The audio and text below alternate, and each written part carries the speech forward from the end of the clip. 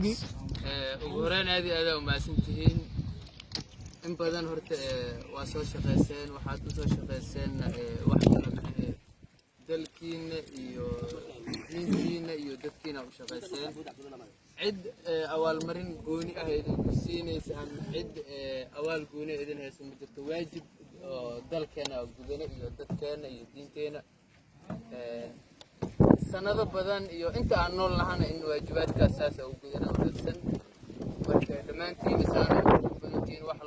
loo shaqeynayana wax kale ma aha difaaciida ay kaashado dadka amniga ku seexdaan xasiloonida ku seexdaan nabad ay kusoo kacaan nabadna ay ku damaashaadaan loo baahan yahay in badan muddo hadda 3 bilood ku dhow waaye halaha amniga iyo xasiloonida deegaanka ka shaqeynayno magaalada in badan boqol wax badan ay isbedelay meel haddii amnigeeda in la dejiyo loo baahan yahay caqabad badan oo la kulmaad inta badan caqabada ilaah baa garab noogu siiyay waa way yaray laakiin berri dambe iyo bilooyinka soo socda iyo sanadaha soo socda waxaa laga yaabaa ciidankii iyo saraakiishooda waxyaabo culculeys oo yaryar oo meeshan xaggeeda inay la kulmaan laakiin hal maado niyada lagu hayo wax walba caqabada imaado waa laga gudbaa laakiin dulqaadkeeda inay la haytina loo baahan yahay meel haddii la joogana astaanta koowaad lagu joogana waxaa waaye isjeclaanta adinka gudihiina idinka dhexaysa iyo tawfiiqda marka in tuugii magaalada ummadda dhibaayo la qabto tuugii kale magaalada daafeed wareegayo la qabto awalan xasiloonida deegaanka waaye iyo horumarka deegaanka oo soo kabanaya 100% marka waxa u shaqeynayna shacab waaye waxa u shaqeynayna deegaankeena waaye waxa u shaqeynayna dadkeena iyo dalkeena iyo diinteena waaye dawladda garab noowe cid walba oo xasiloonida deegaanka rabtana garweyn weyn maanta geedow magaalada 100% in xasiliyo yaasiin balfney caliyeere kulligeena waxa ka mideysanahay inay ummadda nabad ku noolaato Soomaa marka wax walba loo dulqaata loo baahan yahay anaga darajo akarabna ma jirto darajo waxa ka rabnaa dadkeena iyo dalkeena iyo ciideena subaxdiina waa u shaqeynaa maalintii habeenkiina oo qofkeena waayo dhibaatada ee magaalada ay ku jirtaa tiin horta wax walba la fiir lahayn ummadeena in horumar ay gaarto anaga farxadeena waa intaas darajo noo ummadeena in nabadgelyo ku noolaato nabadgelyo beeraheeda ay ku aado nabadgelyo xoolaheeda ku daaqsato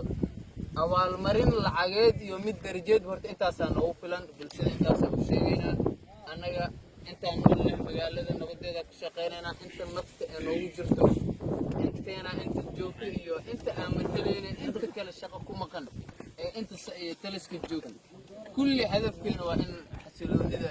number 50 ilaa muur ilaa buush ilaa number 60 ummad in xor ay ahaato cid walba nabadda iyo xasiloonida ka shaqeynaysan aan soo dhaweeyno cid walba dawladda iyo cid walba banaanka ka imaanaysa oo bulshada number 50 wax tar kartana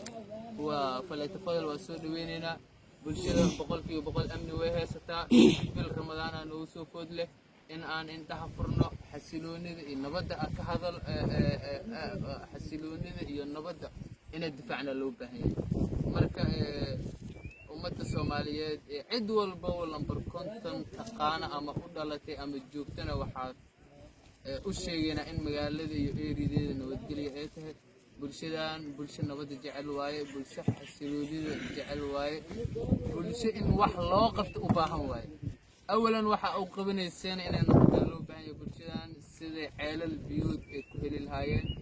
sida gargaar walba ama ummad walba xaqqa iyo xuquuqda dawladda ee ku leedahay sida u helayso in bulshadan loo siiyo waayo ummad Soomaali ah waayo ummad Soomaaliya qayb ka mid ah degan